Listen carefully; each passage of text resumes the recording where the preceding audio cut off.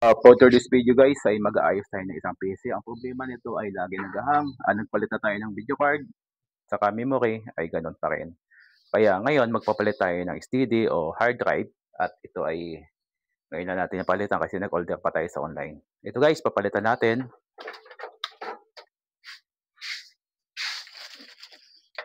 At ito guys ay kahapon lang dumating at ito yung papalit natin brand new.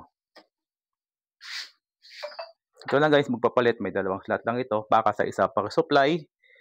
At ang isa naman ay para sa SATA cord. Okay.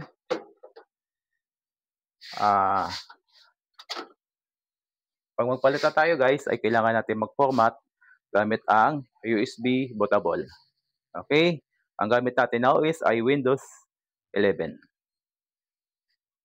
Power up natin ang PC guys para masimulan na natin ang formatting.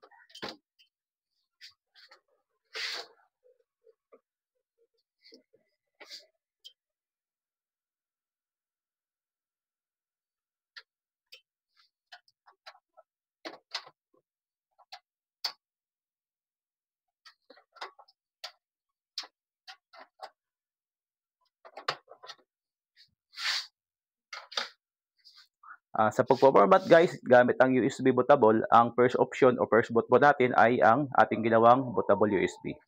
Power up natin ang PC. Puso natin yung delete sa keyboard para lumabas yung BIOS.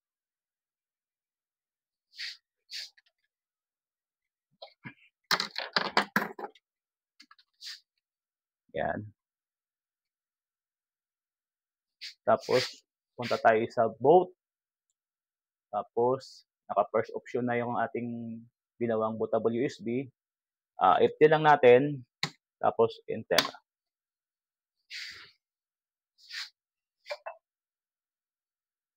Yan guys, papasok na yun sa ating, magbuboot na yun sa ating USB para masimula na yung kanyang pag-process ng paglalagay ng formatting saka OS installation.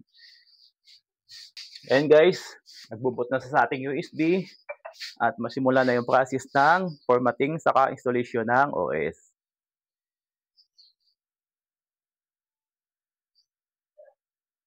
Okay guys, thank you for watching po. Abangan po kung ano mangyari dito sa ating ginawang PC. Sana ay maging okay na.